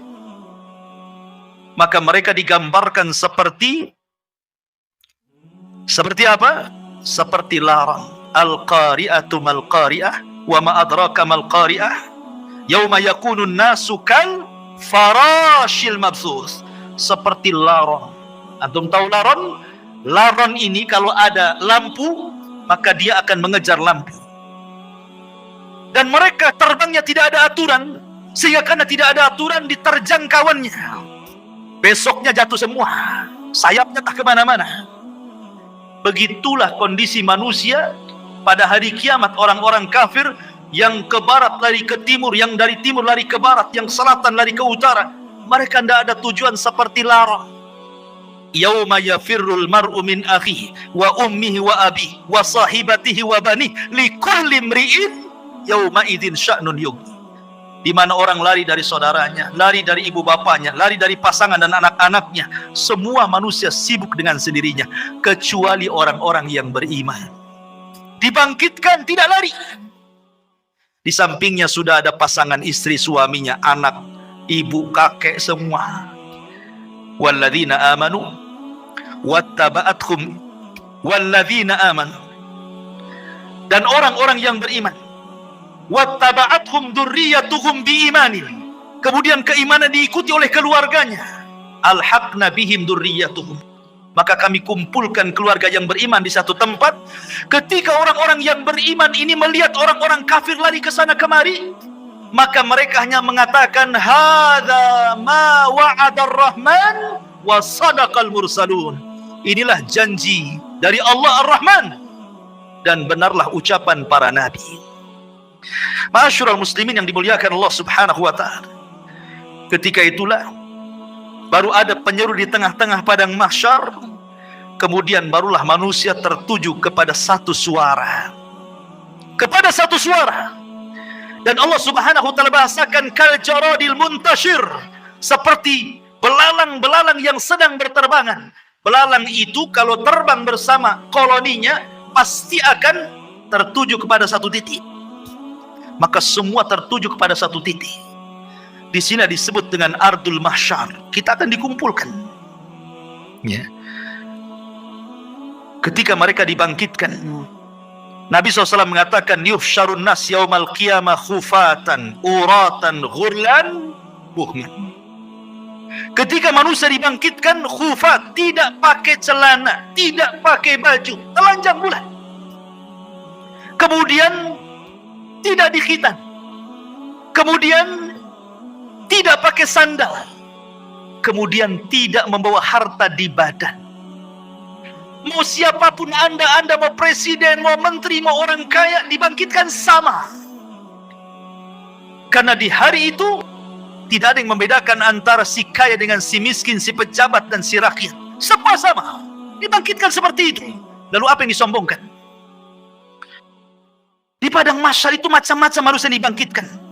Ada yang dibangkitkan kecil sekali, sehingga dia harus terseok-seok dengan orang-orang yang besar, hampir terinjak kakinya. Mereka lah orang-orang yang sombong di dunia. Allah bangkitkan seperti zarrah di akhirat, seperti kecil, seperti semut di tengah-tengah orang besar, sehingga terseok-seok harus menghindari larinya kaki orang tuh. Ya, di dunia dia merasa besar, sombong. Di akhirat Allah kecilkan. Ada yang berteriak-teriak, ya Rabb, ya Rabb, tapi Allah tidak memandangnya. Allah tidak mengajak bicara dengannya. La yanzurullahu yaumal qiyamah. Allah tidak akan melihatnya walaupun dia berteriak, ya Rabb, ya Rabb, ya Allah, ya Allah. Ada orang-orang yang tidak akan dilihat oleh Allah pada hari kiamat. Ada orang-orang yang tidak akan disucikan oleh pada hari kiamat, tidak akan diajak bicara oleh Allah pada hari kiamat. Ada orang-orang yang lari, tetapi mereka berjalan dengan kepala kakinya di atas. La haula wala quwata illa billah. Bagaimana caranya? Allahu a'lam. Allah atas segala sesuatu maha mampu menjalankan orang dengan kepalanya, kakinya di atas. Ada orang-orang yang berjalan dengan buta, sehingga dia mengatakan, ya Rabbi lima hasyartani a'ma wa qad kuntu basira. Ya Rabb, di dunia aku melihat, kenapa di sini buta, katanya. Macam-macam orang itu di padang mahsyar itu, ikhwan. Karena orang dibangkitkan itu ala ma mata alaih, sebagaimana kematiannya. Ada ketika di dunia dia menusuk-nusuk untuk bunuh diri, maka ketika dibangkitkan di tangannya sudah ada pisau sedang menusuk-nusuk badannya. Ya, bayangkan, manusia dibangkitkan itu macam-macam bentuknya. Kemudian manusia dikumpulkan di satu tempat. Disinilah terjadi faslul qadha. Yang pertama kali faslul qadha, di mana Allah Subhanahu wa taala akan membentangkan mahkamah peradilan di tengah-tengah manusia. Dan yang pertama kali diadili adalah para nabi. Para nabi, ikhwan, diadili dulu. Dengan cara apa? Para nabi dikumpulkan umatnya. Nuh bersama umatnya, Nabi Saleh bersama umatnya, Nabi Syuaib bersama umatnya, semua para nabi bersama umatnya. Kemudian Allah akan berkata kepada umatnya, ya umat Nuh, sudahkah Nuh menyampaikan risalahnya? Orang-orang kafir dari umat Nuh mengatakan, ya Rabb, Nuh tidak pernah menyampaikan risalah kepada kami. Mereka hendak berdusta. Kemudian Allah mengatakan, ya Nuh, lihat, engkau belum pernah menyampaikan risalahku kepada mereka. Kenapa kau tidak sampaikan? Maka Nuh mengatakan, ya Rabb, aku sudah sampaikan. Kalau engkau tidak percaya, aku punya saksi. Maka Allah mengatakan, kalau begitu datanglah saksi. Maka Nuh alaihi salatu wassalam meminta kepada Rasul kita Muhammad sallallahu alaihi wasallam untuk menjadi saksi bahwa Nuh sudah menyampaikan risalahnya. Maka Allah panggil Rasul kita Muhammad sallallahu alaihi wasallam, ya Muhammad, kenapa kok mau jadi saksi kepada Nuh alaihi salatu wassalam? Bukankah usiamu dengan usia Nuh terpaut jauh dan engkau tidak hidup di zaman Nabi Nuh? Bagaimana kau akan jadi saksi mereka? Maka Rasul SAW mengatakan, ya Rabb, ya aku tidak hidup di zaman Nabi Nuh, tetapi aku yakin bahwa Nuh sudah menyampaikan risalahnya. Maka Allah mengatakan, apa yang membuat anda yakin bahwa Nuh menyampaikan risalahnya? Maka Rasul mengatakan, karena engkau yang bicara seperti itu, ya Rabb. Kemudian Rasul membacakan suratun Nuh. Engkau yang ngomong dalam Al-Quran bahwa Nuh sudah menyampaikan risalahnya. Maka Allah mengatakan, shadaqta, benar engkau. wa kadzabu haula, dan mereka sudah berdusta. Kemudian berpindah kepada nabi berikutnya, sampai di akhir dengan Isa bin Maryam, nabi yang terakhir dari nabi-nabi Bani Israel. Inilah isyarat bahwa nabi akan menjadi saksi bagi seluruh para nabi. Ketika nabi hendak rindu ingin mendengar Al-Quran, yang dipanggil siapa? Abdullah bin Mas'ud. Abdullah bin Mas'ud, bacakan, Iqra alayya Al-Quran, baca untukku Quran. Kata Abdullah bin Mas'ud, ya Rasulullah, aqra'u alaika al-Quran wal Qur'anu unzila ilaika? Rasul, apakah saya harus membaca Quran sementara Quran turun kepadamu? Oh tidak. Kata Rasul, Iqra, baca, saya ingin mendengarkan suaramu. Maka kata Abdullah bin Mas'ud, baik. Akhirnya Abdullah bin Mas'ud membaca suratun Nisa sampai kepada ayat. Apa ayatnya? Hatta idza ji'na min kulli ummatin bisyahid wa ji'na bika ala haula'i syahida. Bagaimana ya Muhammad kalau tiap-tiap umat itu mendatangkan saksi-saksinya, kemudian engkau menjadi saksi mereka? Maka Nabi SAW kemudian menangis dan mengatakan, ya Abdullah, hasbuka, hasbuka, cukup, cukup. Maka Abdullah bin Mas'ud melihat Rasul menangis sehingga membasahi janggutnya. Rasul akan menjadi saksi bagi setiap umat dan setiap nabi. Setelah para nabi kemudian dimintai pertanggungjawabannya, barulah Allah Subhanahu wa taala mengarah kepada umatnya, kepada kita semuanya. Baru Allah Subhanahu wa taala bertanya kepada kita. Disitulah yang disebut dengan al-aradu. Arad. Apa itu arad? Allah Subhanahu wa taala akan tampakkan kepada kita perbuatan kita di bumi, Allah tampakkan di akhirat. Allah tampakkan. Ya. Kemudian Allah Subhanahu wa taala memberikan catatan kepada hamba. Setiap hamba itu diberikan catatan. Kalau Allah mengatakan Iqra kitabak, baca bukumu, maka dia pun membaca. Dia pun membaca apa yang sudah dia lakukan. Ingat, khususiyah yaumul akhir, kehususan hari kiamat, di mana Allah berikan memori hafalan manusia dikembalikan. Mereka kuat hafalannya. Kalau sekarang di dunia 1 minggu kemarin Anda pernah mengucapkan apa?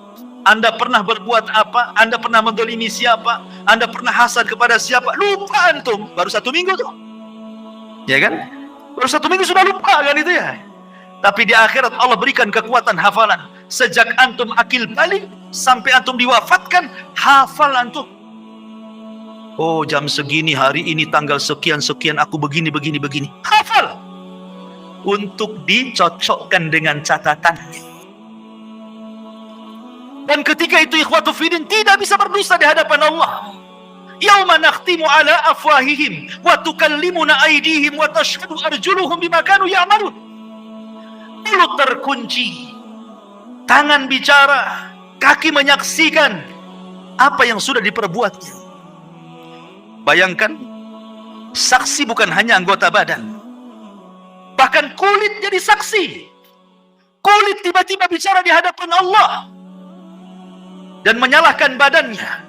Akhirnya badan kemudian mengkritik kulit dan mengatakan, lima syahidtum alaina, kenapa engkau wahai kulit menjadi saksi bagi badanmu sendiri?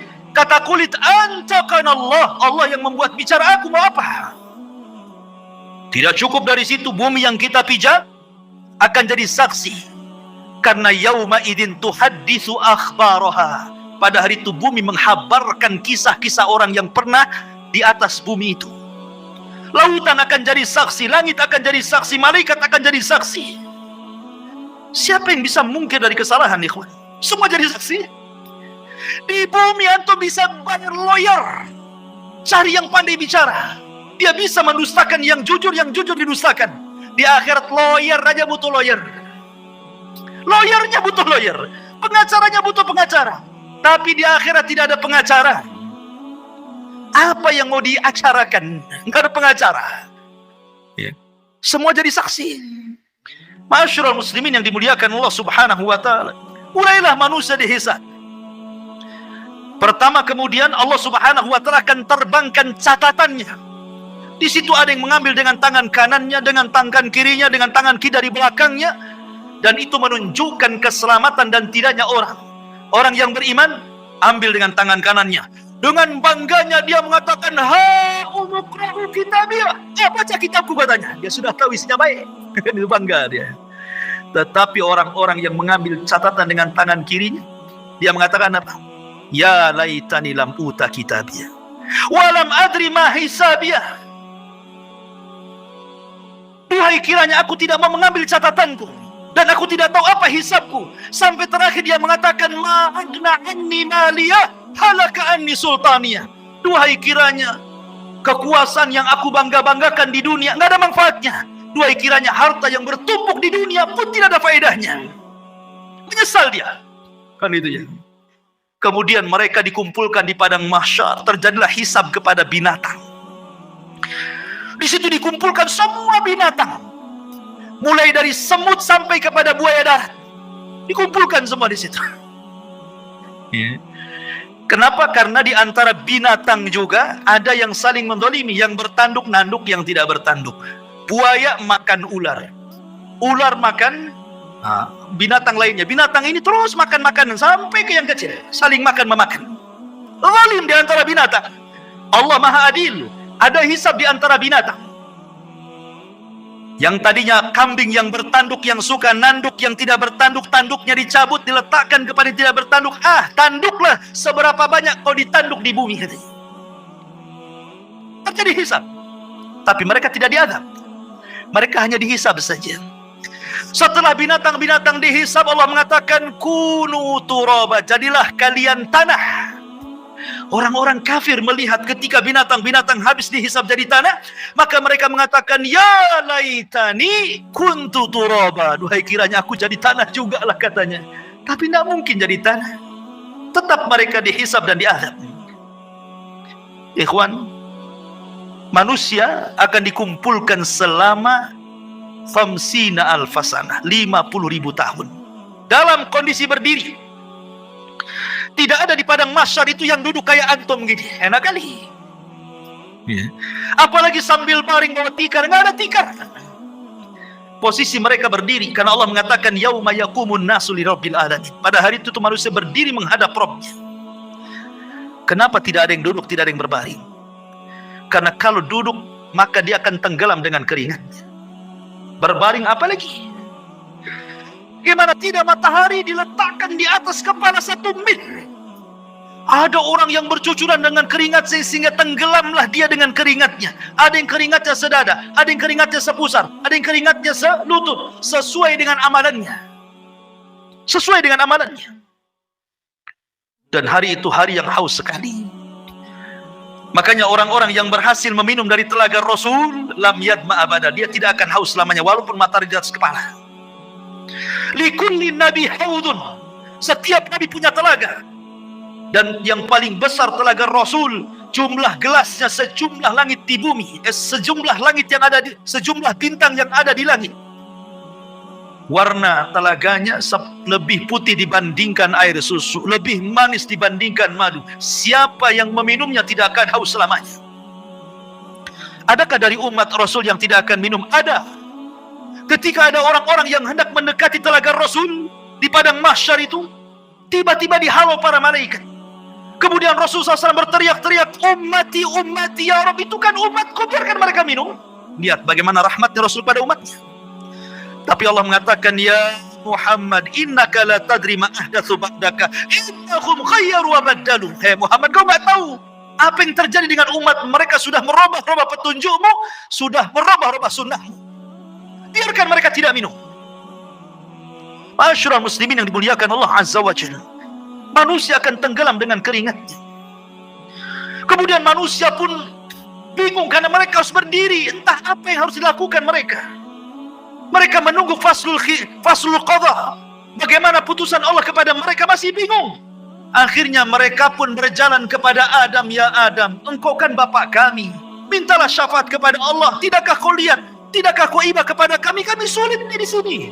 Kata Adam, aku nggak bisa nolong kalian. Pergi ke Nuh. Berangkatlah mereka ke Nabi Nuh alaihi salatu wassalam. Nuh juga tidak bisa memberikan syafaat. Kata Nuh, sebaiknya kalian kepada Ibrahim.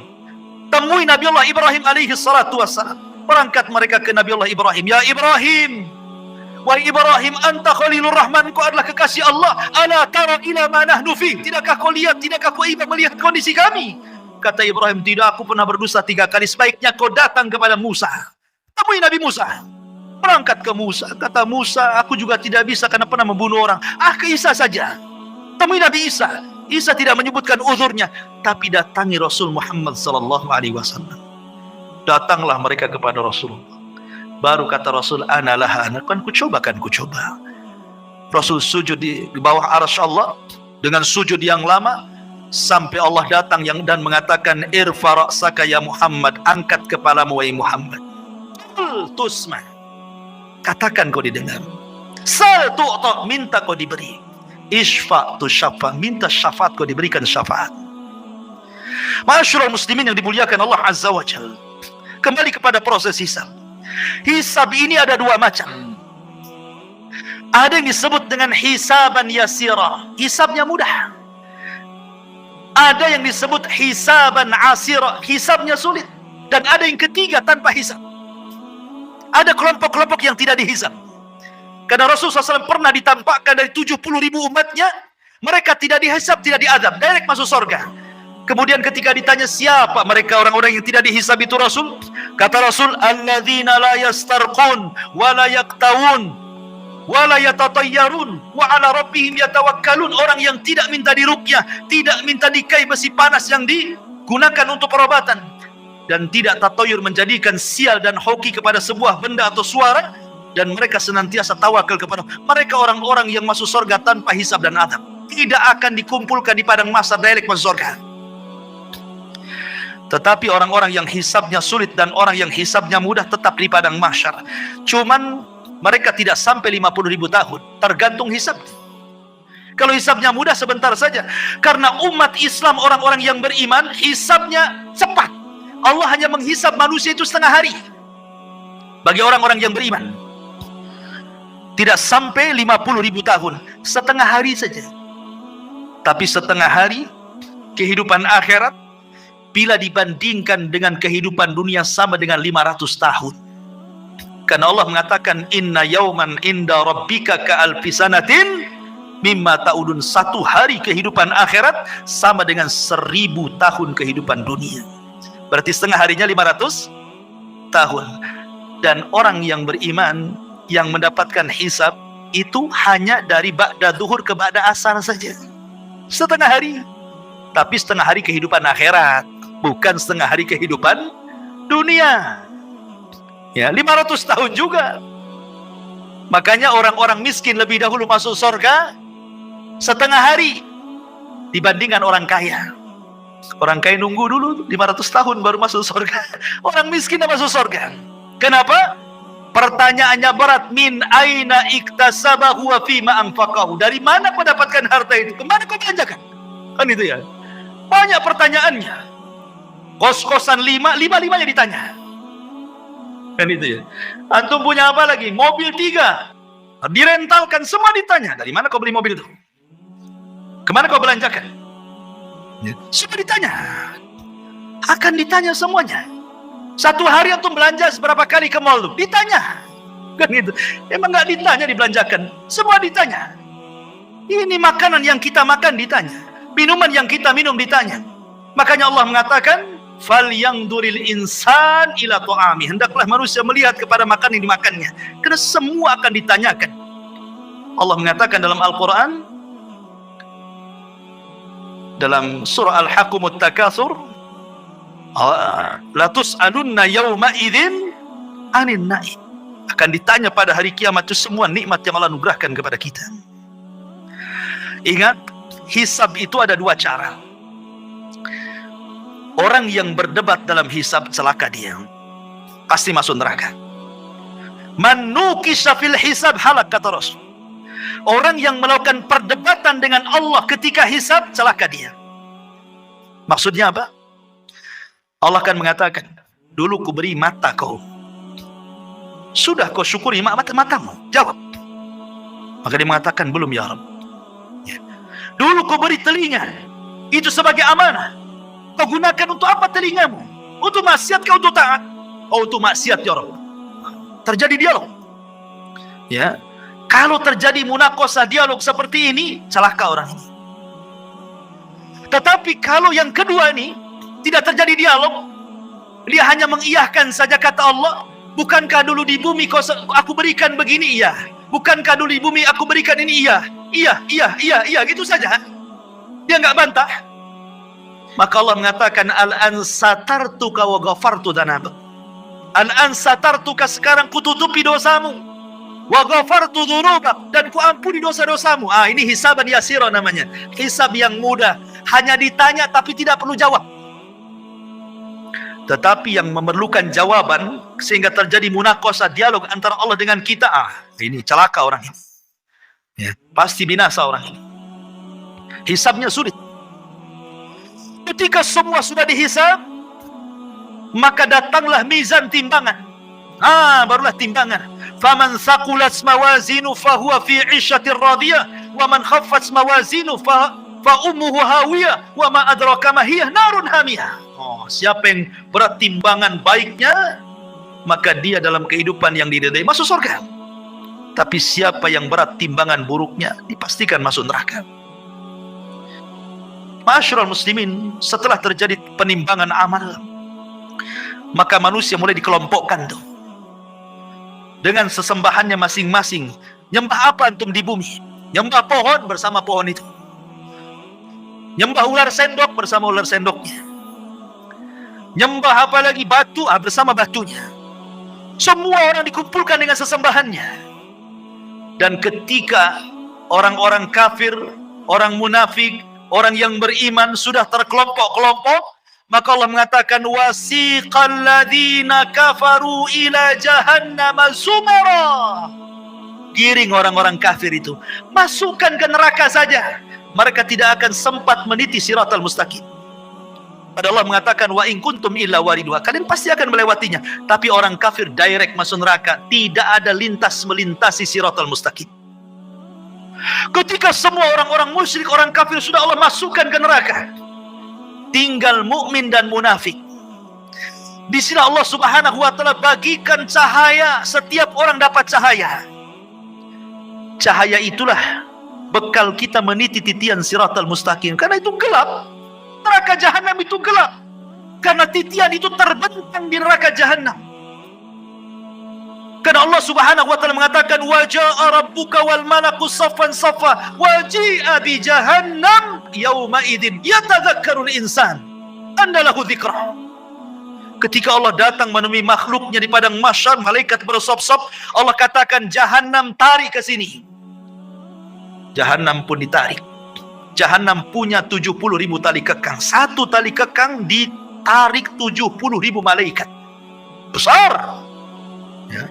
Kemudian di hadapan manusia, kemudian Allah bentangkan di situ siratal mustaqim, jisrun, jembatan yang terbentang di antara neraka jahanam. Jembatan itu halus, lebih halus dibandingkan neraka, lebih tajam dibandingkan pedang. Bahkan jembatan itu akan berlenggak-lenggok, dia tidak diam dan licin. Hanya orang-orang yang ditakdirkan bisa melintasi titian itu. Dan yang pertama meniti jembatan itu adalah Nabi SAW. Ketika Nabi SAW sudah meniti sirat, maka Nabi akan berdiri di ujung titian yang sudah dia sampai di situ, di kontara. Setiap ada umatnya lewat, Rasul mengatakan, ya Rabbi salim salim, ya Rabb selamatkan, selamatkan, selamatkan, selamatkan. Saking kasihannya Nabi dengan kita. Ada yang melewati titian seperti kilat, sudah sampai di sana, gitu ya. Ada yang seperti angin, sudah di sana. Ada yang seperti kuda balap, sudah di sana. Ada yang seperti lari kencang. Ada yang merangkak-rangkak. Ada yang terkena kalali. Ya. Ada yang kemudian jatuh berdiri. Ada yang kemudian nyemplung dari titian itu ke jahanam. Kata Rasul ketika duduk bersama para sahabatnya, ada semacam bunyi besar, tur gitu ya. Kata Rasul mengatakan, tahukah kamu itu suara apa? Sahabat mengatakan, tidak tahu wahai Rasul. itu batu segede unta 70 tahun yang silam jatuh dari titian dan baru sampai sekarang di intip neraka jahanam. Artinya kalau orang jatuh dari titian sampai neraka itu 70 tahun itu baru sampai di dasar jahanam, naudzubillah. Ya. Ma'asyiral muslimin, maka satu persatu orang-orang munafik diberikan orang-orang beriman diberikan cahaya. Orang munafik diberikan cahaya kadang padam kadang terang, kadang padam kadang terang. Ketika berjalan mereka mengatakan, "Naqtabis min nurikum." Hai orang yang beriman, tunggu dulu, aku ikut cahayamu. Kata orang beriman, ambil lagi kau cahaya di belakang, katanya. Emang di dunia orang munafik bisa menipu orang-orang yang beriman. Yukhadi'una Allah walladzina amanu. Mereka menipu Allah dan orang-orang yang beriman. Di titian siratal mustaqim, orang yang beriman tidak mungkin ditipu lagi. Ya. Ma'asyiral muslimin, ketika semua terseberangi semuanya, sampailah mereka di sebuah tempat namanya Qantoroh. Qantoroh itu depannya pintu sorga. Sampai di sini keletihan orang-orang yang beriman? Tidak. Di sini ada kisos. Di sini Nabi SAW mengatakan, "Atadruna mal muflisu hadil ummah?" Tahukah kamu siapa yang bangkrut dari umat ini? Kata sahabat, ya bolos saja orang bangkrut, orang yang gulung tikar, orang yang kalah, orang yang usahanya bangkrut, bankrupt dan yang lainnya. Kata Rasul, bukan itu. Orang yang bangkrut adalah orang yang datang pada hari kiamat membawa pahala solat, pahala zakat, pahala sedekah, pahala puasa, pahala ini, pahala itu. Tapi di satu sisi dia pernah mendolimi si fulan, mengambil harta si fulan, menumpahkan darah si fulan, mencaci maki si fulan, merendahkan si fulan. Akhirnya di kantor ini terjadi kisos. Padahal depan pintu sorga tuh. Supaya orang yang masuk sorga mendapatkan keadilan. Supaya dalam hatinya tidak ada lagi dongkol dengan kawannya. Supaya ketika masuk sorga di wanaza'na ma fi suduruhum min khillin ikhwana. Allah cabut perasaan dengki sehingga menjadi bersaudara dalam sorga. Karena orang-orang penduduk sorga itu satu hati. Kalau kita kan berhati-hati, ada yang dengki, ada yang iri, ada yang benci, ada yang marah, ada yang emosi, kan itu ya. Supaya tidak ada itu, maka terjadi kisos di sini. Ya. Hei, dulu kau sudah memukul aku, sini kamu. Mana pahalamu? Diambil pahalanya. Nih dosaku. Ketika kemudian dia sudah tidak punya pahala karena sudah dikasihkan orang banyak, karena banyak yang didolimi, dia mengatakan, mana pahalamu? Aku tidak punya pahala, sudah habis. Kalau gitu ambil dosaku saja. Oh gitu ya. Fa in faniyat hasanatuhu, kalau sudah habis kebaikannya, maka nggak dilempar dosanya kepada dia. Pada sudah dikontoro, dilempar lagi ke belakang ke neraka. Ketika kisos sudah terjadi, ini kisos sesama orang yang beriman ya. Kalau kisos dengan orang kafir, kisos dengan binatang, zalim kepada binatang, zalim kepada orang kafir, zalim sesama orang kafir, zalim orang-orang yang beriman kepada orang kafir atau orang kafir kepada beriman, ini sebelum titian. Sebelum titian. Nah, itu zalim di situ. Kisosnya itu. Tetapi di kantor itu hanya khusus orang beriman saja, karena sudah mau masuk surga masalahnya. Bahkan orang-orang yang dibunuh akan datang menghadap Allah tanpa kepala. Dalam hadis Abdullah bin Abbas radhiyallahu anhu itu, tangan kirinya membawa kepalanya. Walaupun ketika di bumi tidak dibunuh dengan cara dipenggal kepala, tapi nanti pada hari kiamat orang yang dibunuh itu seperti itu bentuknya. Lehernya nggak ada, kepalanya dipegang oleh tangan kirinya, tangan kanannya menyeret orang yang membunuhnya, kemudian menghadap Allah dan mengatakan, "Ya Rabb, sal hadza lima qatalani." Tanya orang ini, kenapa kau bunuh aku? Kenapa dia bisa membunuhku? Dan bayi-bayi yang dilempar hidup-hidup kemudian mati, seperti orang-orang yang punya anak dari hasil zina kemudian malu, dilemparlah anak itu ke solokan, ke tong sampah, ke kardus, akhirnya mati. Maka Allah mengatakan, wal mau'udatu su'ilat bi ayyi dzambin qutilat. Bayi-bayi itu akan membawa kepalanya menghadap Allah dan mengatakan, "Ya Rabb, sal hadza lima qatalani." Tanya ibuku kenapa dia membunuhku, tanya bapakku kenapa dia membunuhku. Semua akan ada kisah, ikhwan. Hati-hati. Ya. Tapi kalau sudah tidak ada kisah lagi, baik antara orang kafir dengan orang yang beriman atau sebaliknya, manusia dengan binatang atau sebaliknya, kemudian kisah terjadi antara orang yang beriman dan sudah selesai, maka manusia berjubel di pintu sorga. Sayati alaikum zaman kadidum minaz ziham. Akan datang, kata Rasul, zamannya manusia akan berdesak-desakan di pintu sorga. Padahal mereka sudah divonis masuk surga. Tidak mungkin masuk neraka. Tapi tidak bisa masuk surga juga. Karena pintunya tertutup. Semua para nabi berusaha membuka, tidak bisa. Tidak diizinkan malaikat Ridwan. Tiba-tiba di tengah-tengah manusia yang sudah divonis masuk surga itu, muncullah seorang laki-laki, Sayyidul Anbiya'i wal Mursalin, Sayyidul Awwalina wal Akhirin, Muhammad sallallahu alaihi wasallam, Nabi kita, qudwah kita, Rasul kita, mendekati pintu dan membuka pintu surga dengan mengetuknya, Assalamualaikum. Maka Ridwan mengatakan, Waalaikumsalam, man, siapa kamu? Kata Rasul, ana Muhammad, saya Muhammad. Kata malaikat Ridwan, bika umirtu alla aftah li ahadin qablak. Aku diperintah Allah untuk tidak membuka pintu surga kecuali kau yang minta. Kata Rasul, ana awal man aftatihu babal jannah. Sayalah orang yang pertama kali membuka pintu surga. Dibentanglah pintu surga. Pintu surga ini ada yang meneriak, ada yang berteriak. Jadi Allah Subhanahu wa taala meletakkan para pemanggil di pintu-pintu surga. Kalau dia ahli sholat, tuh ya min babis sholat. Pakar-pakar sholat, kau ke sini, masuknya di sini, jangan di situ.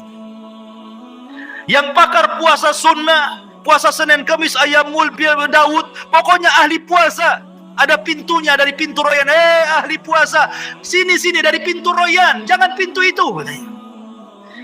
Pintu jihad mengatakan, yang mati syahid lewat sini. Pintu tobat, yang tobat lewat sini. Masing-masing pintu itu menyeru kepada keahlian ibadahnya masing-masing. Dan sorga itu memiliki 8 pintu. Berbeda dengan neraka 7 pintu. Kenapa? Biar menunjukkan bahwa rahmat Allah lebih luas dibandingkan murkanya. Makanya dibuat pintu sorga lebih banyak dibandingkan pintu neraka. Karena Rasul mengatakan, Allah berfirman, Inna rahmati wasiat ghadabi. Rahmatku lebih luas dibandingkan murkahku. Ma'asyiral muslimin, ketika ada orang yang berdiri di pintu sorga, dia berdiri nih, dia nggak mau masuk sorga. Kata Allah, udkhulul jannah bi rahmati, masuk ke dalam sorga dengan rahmatku. Orang ini mengatakan, ya Rabb, enggak, saya nggak mau masuk sorga dengan rahmatmu ya Rabb. Kalau masuk sorga karena rahmatmu itu bagi orang yang melakukan dosa, kemudian bertobat, kau kasih sayangi dia, akhirnya kau katakan masuk dengan rahmatmu. Aku ini gak pernah berbuat dosa. Aku ingin masuk surga dengan amalanku. Wow, dia merasa bangga dengan amalannya. Karena aku gak pernah berbuat dosa, masukkan aku dengan amalanku, katanya.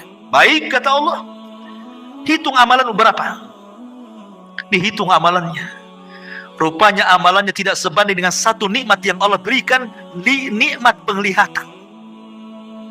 Karena amalannya lebih banyak daripada melihat. Karena takut dia tidak bisa masuk surga dengan amalannya. Kalau gitu, ya Rabb, masukkan aku dengan rahmatmu ke dalam surga, katanya. Ya, karena masuk surga itu karena rahmat Allah. Kata sahabat, wala anta ya Rasul, termasuk engkau wahai Rasul, termasuk saya. Allah masukkan saya ke surga karena rahmat. Tapi Allah masukkan ke neraka karena keadilannya. Ma'asyiral muslimin yang dimuliakan Allah Subhanahu wa ta'ala. Ketika kemudian penuh surga, masuk ke dalam surga. Kemudian malaikat surga mengatakan, Salamun alaikum bima sabartum fa ni'ma uqbaddar. Keselamatan bagi kalian, wahai penduduk surga. Pertama kali tahiyatus salam. Salamun qaulan mir rabbir rahim. Allah pun mengucapkan salam. Orang-orang tertentu saja mendapatkan salam di dunia itu. Seperti Khadijah, istri Nabi. Kata Nabi SAW, Rabb dan Jibril menitipkan salam kepadamu ya Khadijah. Wah, tidak semua dapat salam dari Allah dan malaikat Jibril itu. Hanya orang-orang tertentu seperti Khadijah, karena Rasul yang mengatakan Allah dan Jibril menitipkan salam. Tapi orang masuk surga semua akan dapat salam dari Allah. Salamun qaulan mir rabbir rahim.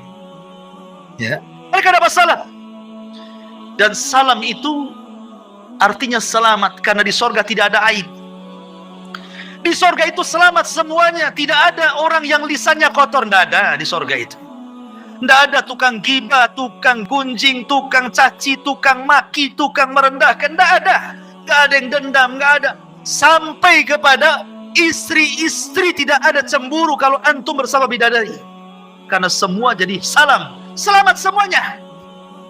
Selamat Aib, dari aib selamat. Antum tidak kencing, antum tidak berak, antum tidak meludah, antum tidak mengeluarkan dahak, antum tidak ada congeknya bahasa kita. Pokoknya selamat badannya.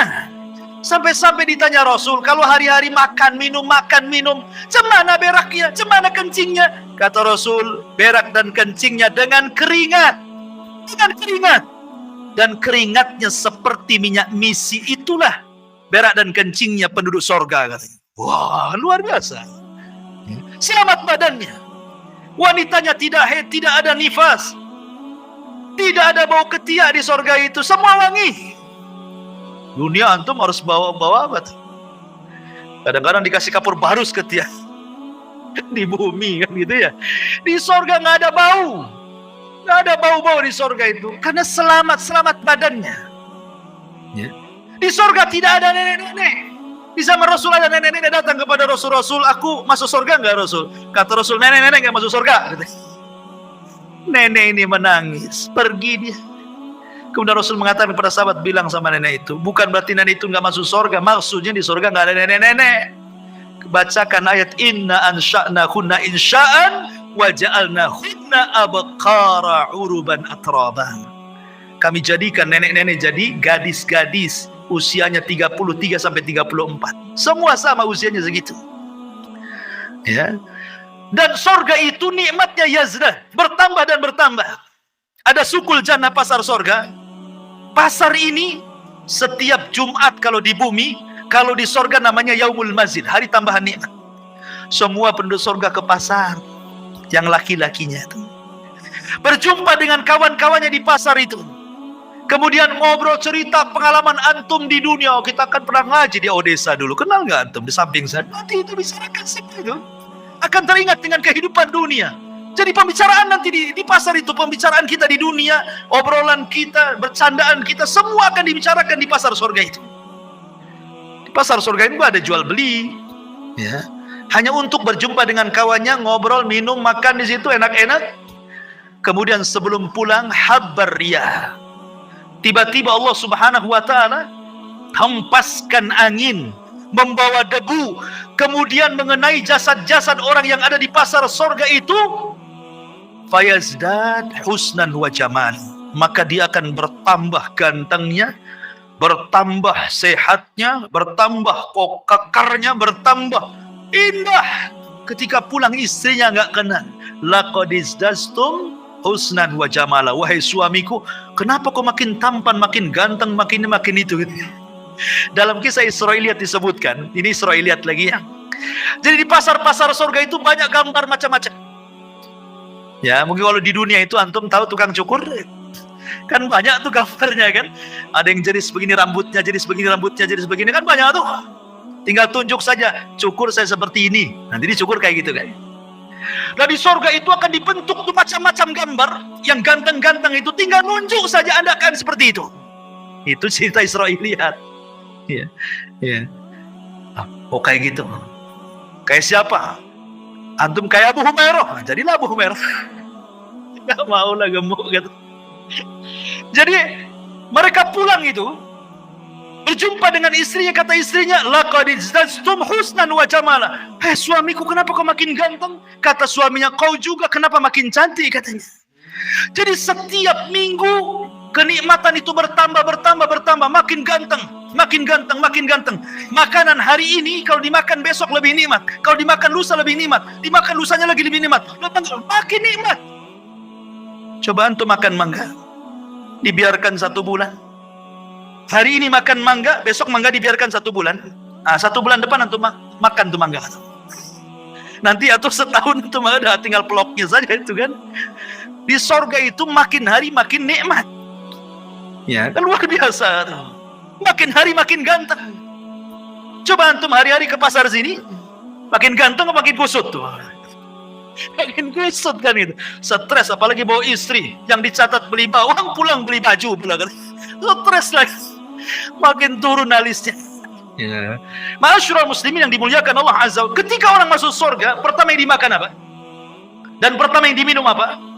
Yang pertama dimakan itu kabidil hut, hatinya ikan paus. Tentu ikan paus akhirat, bukan ikan paus di Saus kayak kan, istilah ikan paus. Kemudian makan air jahe. Jahenya jahe sorga. Kata Abdullah bin Abbas, dunia dan sorga itu hanya mirip nama, tapi hakikatnya berbeda. Di dunia ada jahe, air jahe, wedang jahe. Di sorga ada wedang jahe. Hanya kesamaan nama, tapi hakikatnya berbeda. A'dadtu li ibadis salihin ma la ainun ra'at wa la udhunun sami'at wa la khatara ala qalbi bashar. Kenikmatan di sorga itu tidak bisa dilihat mata, didengar telinga, terlintas pun tidak. Bagaimana caranya menggambarkannya? Jadi hanya kemiripan nama saja. Di sorga ada pisang, di dunia ada pisang, tapi pisang sorga beda rasanya. Di sorga ada madu, di dunia ada madu, beda madu sorga. Di sorga ada khamar, di dunia juga ada khamar, beda. Khamar di dunia ini paling rendah sakit kepala orang minum, paling tinggi teler tidur di got. Tapi khamar di sorga itu ladzatul lisyaribin, lezat bagi peminumnya, lezat. Masyarul muslimin, dan di sorga Allah sudah peruntukkan satu orang mendapatkan 2 istana minimalnya. Karena Allah mengatakan waliman khafa maqama rabbih jannatan, bagi orang yang takut Allah sediakan 2 istana. Dan dia akan mendapatkan nikmat yang besar sebagaimana ahlun nar akan mendapatkan azab yang besar. Ketika penduduk sorga, idza dakhala ahlul jannatal jannah wa idza dakhala ahlun narun nara, apabila penduduk sorga masuk ke dalam sorga, penduduk neraka masuk ke neraka, ji'a bil mauti ala suratil kabsi, didatangkan kematian dalam bentuk kambing gibas, disembelihlah kematian itu sehingga tidak ada kematian lagi. Maka datanglah penyeru kepada penduduk sorga, ya ahlal jannah la mautalakum wa ya ahlan nar la mautalakum. Hei penduduk sorga, tidak ada kematian. Hei penduduk neraka, tidak ada kematian. Maka penduduk sorga akan mendapatkan nikmat selamanya, dan penduduk neraka akan mendapatkan adab selamanya. Itulah ringkasan perjalanan manusia dari kelahiran sampai wafat, sampai di padang mahsyar, sampai masuk ke dalam sorga dan neraka. Tentu yang saya ceritakan ini bagian kecil, hanya gambaran. Karena hakikatnya jauh dibandingkan yang diceritakan. Sehebat apapun orang menggambarkan sorga, sorga menyelisihi gambaran. Karena sorga tidak bisa dibayangkan. Kita hanya menukilkan sabda-sabda Nabi, ayat-ayat Al-Quran. Beginilah gambaran sorga. Karena tidak semua dibentangkan. Oleh karena itulah perlu keimanan yang kuat tentang adanya hari akhir. Makanya di antara satu dari rukun-rukun iman, al-imanu bil yaumil akhir, beriman dengan hari akhir. Wallahu a'lam bishawab. Karena sudah malam juga, tidak ada tanya jawab ya. Ada acara? Iya, ini ada acara ini. Silakan saya kembalikan ke moderator dulu.